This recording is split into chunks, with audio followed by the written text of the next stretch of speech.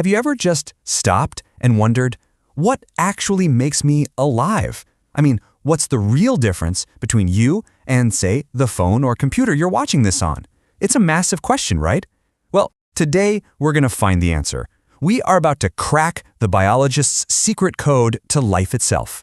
Seriously, think about it for a second. Why do you get taller every year? How does a little paper cut on your finger just magically heal? And why do the plants on your windowsill always seem to be leaning towards the sunlight? These aren't just random little things happening. They are all signs of life in action. And the science that digs into all these amazing questions, that's biology.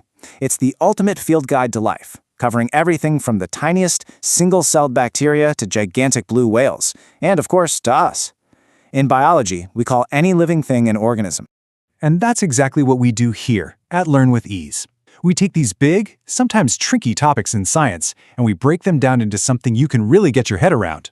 Our goal is to help you ease into mastery, one simple step at a time. So, this leads us to a really big question for scientists.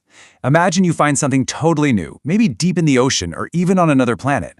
How do you figure out if it's actually alive? Is there like a test you can run?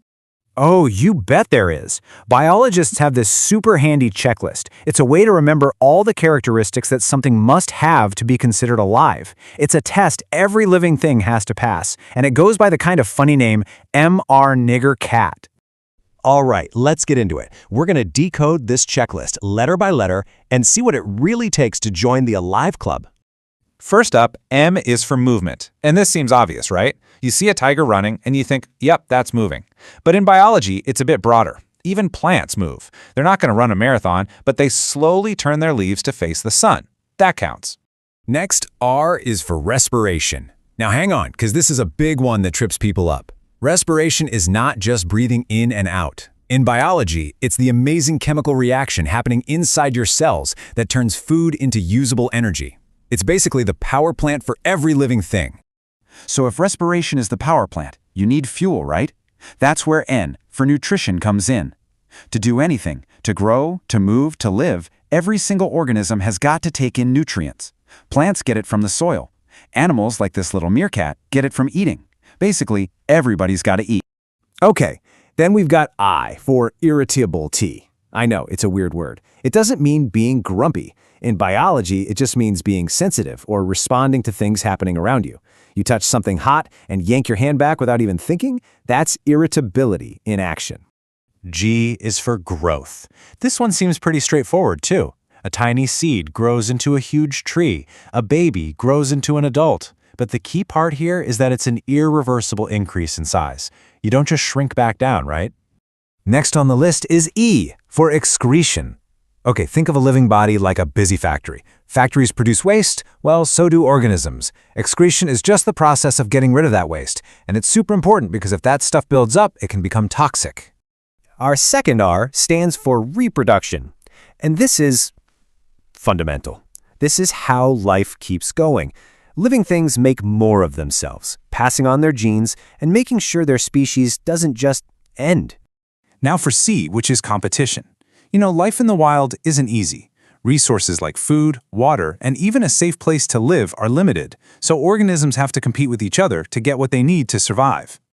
A is for adaptation. This is one of my favorites because it's how we get such an incredible variety of life on Earth. An adaptation is any special feature that helps an organism survive where it lives. Think about a polar bear's thick fur, perfectly adapted for the freezing cold. And finally, the last letter, D, stands for death. It might sound a bit grim, but it's the universal rule of life. Every single living organism has a limited lifespan. Okay, now that we have our secret code, our checklist, let's actually put it to the test. It's time to apply what we've learned and solve a classic biology puzzle. So here it is, the big question. Is fire alive? I mean, think about it. It moves, right? It grows. It needs fuel to eat. It can even reproduce by spreading. It kind of seems like it checks a few of the boxes. So what's the deal? Let's run fire through the official Mr. Niger-Cat test. Movement? Check. Nutrition? By burning fuel? Okay, you could argue that. Growth? For sure. But does it excrete waste products? Does it reproduce by passing on genetic information? And here's the absolute deal breaker. Is it made of cells? The answer to those is a big, fat no. It fails the most important parts of the test. And that brings us to the final verdict. To be considered alive, something has to check every single box on our list, not just some of them. So even though fire seems alive in some ways, it doesn't make the cut. Officially, fire is not alive. Awesome. So now we know how to tell if something's alive. But let's zoom out a little. How is life organized? Living things aren't just a messy pile of parts, they are built with this incredible, elegant structure, from the tiniest level all the way up to a whole person. And here it is, the hierarchy of life. It's like building with biological Legos. It all starts with one tiny cell. A bunch of similar cells working together make up a tissue. Different tissues join forces to create an organ, like your heart or your lungs. A team of organs creates a system, like your digestive system. And when you put all those systems together, you get a complete organism. You. And really, if there's one thing you remember from all of this, it's this right here. Everything we've talked about, all those characteristics, all those levels of organization, it all comes down to one thing: the cell.